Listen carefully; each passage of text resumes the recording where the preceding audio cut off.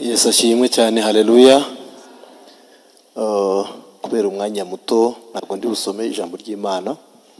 Amazina nitwa Mucyo Claude, ndi umugabo nsengera mu itorero rya ADEPR Kacyiru Kansereki. Iki gitondo tunejejwe no gushima Imana cyane ku bitangaza Imana yadukoreye ku cyumweru cyashize ubwo twazaga hano mu giterane cya Agape. Nagize ikibazo ndibuze kuvuga, ariko mbere yuko tugera ku cyumweru, mu cyumweru cyatangiye ku wa mbere nabwo nagize accident kandi yoroheje, usa naho ubona ko mu buryo butangaje. Naje kubitekereza nyuma rero no ku cyumweru nje mu giterane, mbona ko hari umugambi Satani yari yateze ku buzima bwanjye. Muri icyo cyumweru nagize inzozi, mbona umuntu ambwira ngo korari Jehova Jireh tugiye kuririmba kandi nyibereye dirija, mbona korari iri kuririmba kandi ndahari. Umuntu abimbwira mu nzozi, nambwira ni sinzaba nagiye he, ninjye mugeni Imana yavuze muri korari. Arambwira ngo hoya, uzabura igihe muri gereza kubera ko uzagonga umuntu bagufunge. Ndamubwira ngo ntabwo nshobora kugonga umuntu, ndi umwana w'Imana. Ayo majwi anzaho inshuro nyinshi mu nzozi, ndabisengera Imana ibwira ko birangiye, numva ni ibintu bisanzwe. Abantu batwara imodoka izo accident duhora nazo buri munsi. Ku wa mbere rero, mbere yuko tuza ku cyumweru, nabonye ibimenyetso kandi bikanganye biteye ubwoba. Ahantu nkorera abana barankunda cyane, ndi inshuti y'abana. Noneho hari akana kamwe twita Kavukire, mama we ni wa bantu bacuruza agataro ku muhanda. Akana iyo kambonye buri gitondo yuko yazanye na mama we, ntashobora kugenda atansuhuje. Noneho ngahita nkajyana muri restaurant iba hafi nkakagurira. Ubu muri icyo gitondo ku wa mbere narakajyanye, ndakagurira, kararya, karanywa, karaseka cyane, karishima. Hanyuma ahantu nari naparitse barambwira ngo ninze nkureho imodoka, ngo ari indi ya banki, ni ari dukorana na Beka, impande ya Beka hari imodoka ya banki ishaka kuhaparika ko yari parikingi yabo. Nza gukuramo imodoka, kakana karasohoka, tonto bye, karansezera. Hanyuma ndimo gusubira inyuma, abantu bafite imodoka zifite kamera inyuma, iyo basubira inyuma irasona pe, iyagira irasona mu buryo butangaje. Natangajwe nuko uwo munsi nasubiye inyuma muri reverse, imodoka ntiyasona. N'ubwa mbere byari bimbayeho.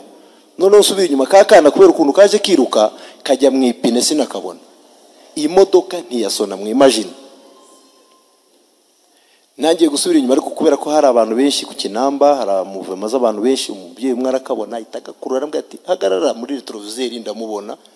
Noneho imodoka ijya yabona gusona, umuntu mukuru agiyemo. Akana gakuraho, mama wako rero arasakuza cyane. Pastor Meya mutwari iminota, arasakuza cyane ngo umwana wanjye ngo yaramwishe bimwe birebire birasakuza, ngo umuntu aramubwira amagambo mabi mbyumva, ngo wese ngo umupapa nkuriya ibyo yaravuze ngiye ndabizi, ngiye tubiziranye, ngo wese ngumva ngo yagira imbabazi z'abana. Numva birantangaje, ariko ndabyihorera, turaseka kandi turi inshuti. Ageza no muri office uwo mwana kansura. Icyo kuwa mbere Imana birakinkishije, ndabishimira Imana. Hanyuma nihuse mwishimwe ryo ku cyumweru tuza muri Agape hano, ndi kumwe na madam, ntabwo yabashiye kuboneka, twagomba kuba turi kumwe hano. Ni umudiyakoni wacu Kacyiru, kandi twakiriye korari Hoziyana, ari mu bashinzwe imirimo yo kubakira, ntabwo yabashiye kuboneka. Ku cyumweru tuza mu giterane cya Agape, narazindutse nk'uko bisanzwe, ndazinduka pe mu gitondo, kandi nari nkweyemo n'abandi bantu mu modoka, turi batanu, imodoka yuzuye. Ikintu cyantangaje, nageze hano kuri parikingi iri isanzwe, nsanga bahafunze, banyereka indi nzira iri haruguru. N'ubwa mbere nari nyikoresheje irembo riri haruguru. Ngiye kwinjira muri iryo rembo, ngeze ku marembo mbona ngiye kujya muri parikingi isanzwe yo hasi. Kumbi hari igihe Imana iteza ikibazo kugira ngo izagukize mu kindi kibazo. Nigeze kuza hano masiga imodoka muri parikingi, hari umuntu twari tuje kuganira hano mu rusengero. Noneho nsohotse, imvura yarimo kugwa nyinshi cyane, hafi navuye hano mu masaa 3. Imodoka nyisize muri parikingi, nsanga hari indi modoka zaparitse inyuma. Shaka uwo muntu waparitse aho ndamubura. Byabaye ngombwa ko ntega moto imodoka nabuze umuntu yo kurabaza kumbwira ngo umuntu bacuruza mu mujyi ngo bayisize baragenda ndataha. None ngiye kwinjira muri ya parking numva ubwoba bati hahandi imvura yanyagiye nabuze umuntu ukuraho imodoka abantu babazize hano bakajya ntabwo ndi wa parike. Kumbe wari umugambi w'Imana kugira ngo ntice uyu mwana. Iyo nkomeza njya muri iyo parking yo hasi nari kumuca hejuru kuko sene namubonye. Umwana ntabwo uzi ukuntu byagenze. Abantu bose twari turi kumwe mu modoka na madamu yarikiye ku ntebe y'imbere ntiyigeze amubona. Wumva ukuntu Satani aza abantu bose bari mu modoka akabahumisha amaso ntibabone. Njya kujya muri iyo parikingi umwuka arambwira ngo wiparika hariya hantu, hano hantu wibuke ko hagira ikibazo ukabura ukuntu ukuraho imodoka, shakisha parikingi cyangwa usubira inyuma ujye gushaka parikingi yo hanze.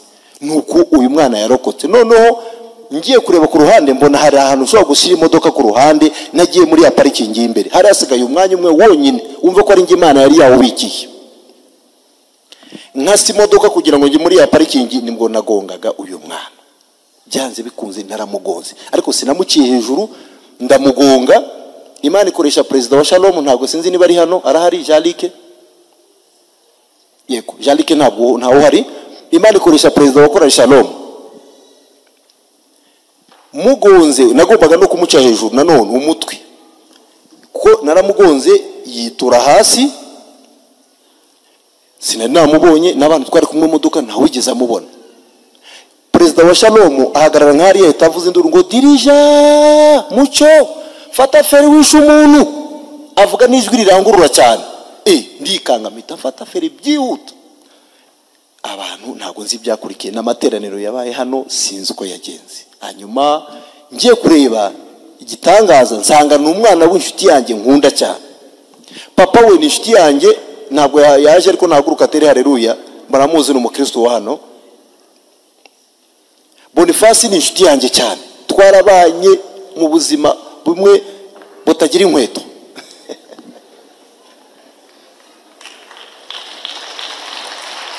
Ni inshuti yanjye cyane, twarabanye mu buzima bwa kera.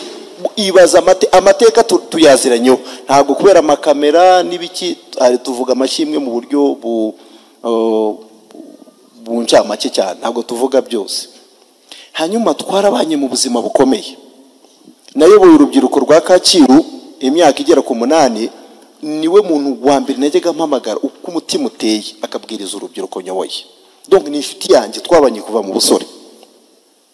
Nsanga ngonza umwana we, ngira ikibazo gikomeye ariko Jalike aramfasha. Mati humura dirija jya mu iteraniro ujye kuyobora korali. Hanyuma turabikurikirana n'abadiyakoni baraza, umwana arira, barambwira ati turajya kwa muganga ntugire ikibazo turakubwira. Nabishimye Imana mu rusengero hano, mama ndebye mama we nibyo nari ngiye kuvuga bita bibura. Ndavuga ni buriya nta makuru yamenye korali Shalom yari buririmbe hano. Yabimenye amateraniro arangiye. Ndashimira Imana ko yandinze igifungo kandi ndakwica umwana. Imana muhimere icyubahiro. Haleluya, haleluya. Nitwa Hirwa Beni Christella, nsingira hano mu ishuri ry'abana ryo ku Cyumweru. Nanjye naje gushima Imana kubera yandinze, nkaba ndi hano mpagaze nta kibazo mfite. Ndashima Imana bikomeye. Rero njyewe ikintu nibutse ndi hasi, perezida wa Shalom ari uri kuza kuntera ariko mbaza ngo umeze ute. Nanjye nibyo mperuka ariko ndashima Imana. Ndashimira abatante banjye, ndashimira disciplinaire wa Shalom Jean Pierre kubera yaranjyanye njya kugura inkweto zo hasi. Ndamushimira nawe cyane. Ndashimira abatante banjye, ndashimira mama na papa, kandi ndashima Imana ko twese tukiri bazima. Imana ishimwe. Imana yarakoze. Bene data twizeye Imana,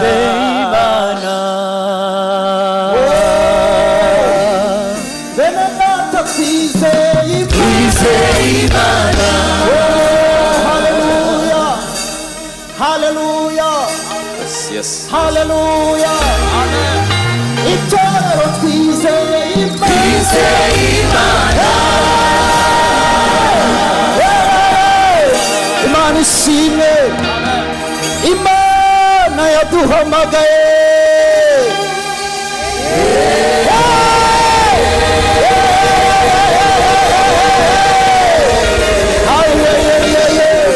Imana ishimwe ariko Imana ishimwe bakristo twizeye Imana uyobozi mashi irashoboye Imana yaduhamagaye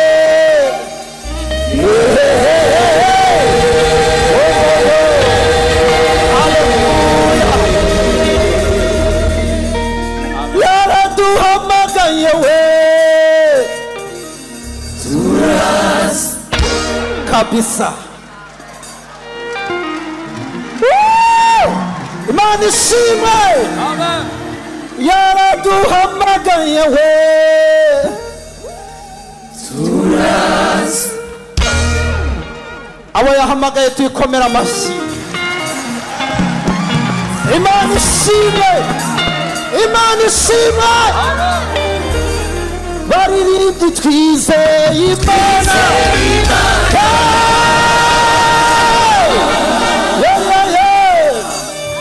bakozi b'Imana twizeye Imana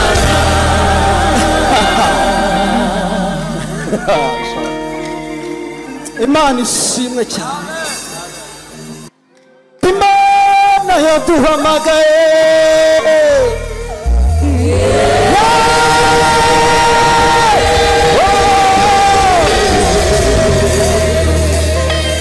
yaraduhamagaye we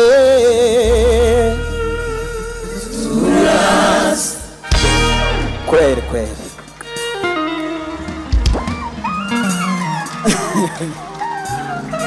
itorero haleluya Imana yaraduhamagaye turaza kandi rwose twaje neza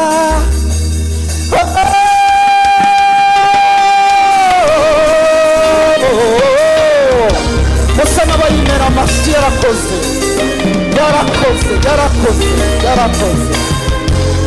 babaye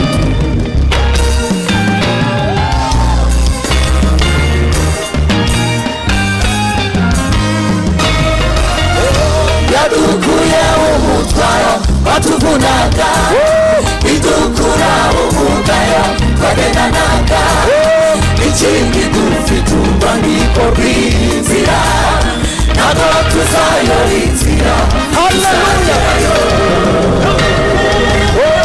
yadukuye umutwaro watuvunaga idukura umugayo twagendanaga ikindi dufite urwandiko rw'inzira ntabwo tuzayora inzira tuzagerayo yadukuye umutwaro watuvunaga idukura umugayo twagendanaga ikindi dufite urwandiko rw'inzira ntabwo tuzayora inzira tuzagerayo ikindi dufite urwandiko rw'inzira ntabwo tuzayora inzira tuzagerayo izatujyana izatugezayo Imana izatujyana izatugezayo ntabwo tuzayora inzira oya ntabwo tuzayora inzira tuzagerayo izatujyana izatugezayo Imana izatujyana izatugezayo ntabwo tuzayora inzira oya ntabwo tuzayora inzira tuzagerayo Imana ishimwe Mana we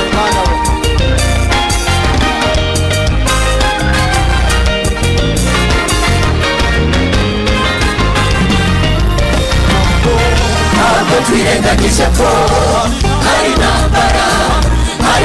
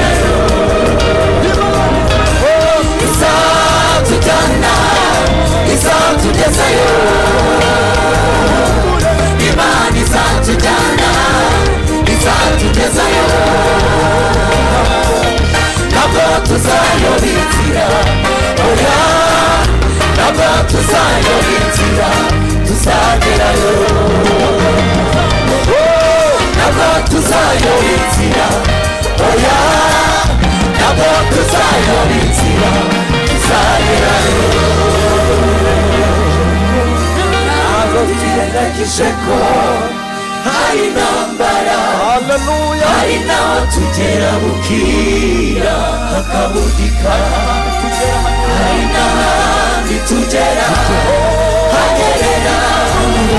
Ibyo duhura nabyo ni byinshi bitunaniza, ariko inkingi y'umuriro izatujya imbere, izatumurikira hanyerera. Tuzaca ahazamuka tuzagere ahatabika, ntabwo tuzayoba inzira tuzagerayo.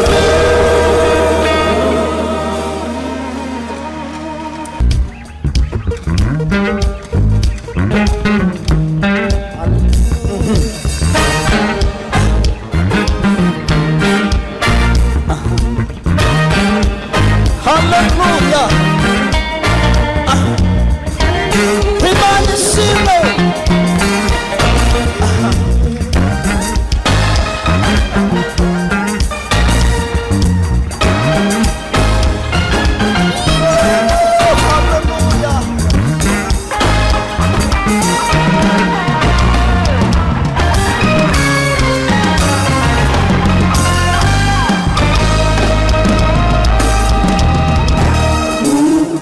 Nahize abera, unahiriza abera, musuhuriza itorero ry'Imana, musuhuriza abera abo hejuru. Mana we, nahize munahiriza abera mu bapeperi, musuhurize suzo muri kumwe umutashye mukristo uri mu rugendo, wongera musuhuriza abari mu rugendo. Mana we, wongera umusuhurize uwo turi kumwe muri uru rugendo, wongera usuhurize uwo turi kumwe mu nzira ijya mu ijuru. Mana we, nahize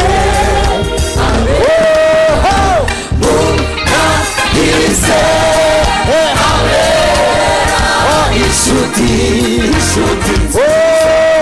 z'umusaraba beri nashoba bavandimwe twavanye iyo mu Egiputa, iyo hakurya imbukiro twavanyeyo duhunga, twirukanka duhunga umuriro, twavanyeyo duhunga, twavanyeyo duhunga twirukanka duhunga umuriro, twavanyeyo duhunga, twavanyeyo twirukanka duhunga umuriro.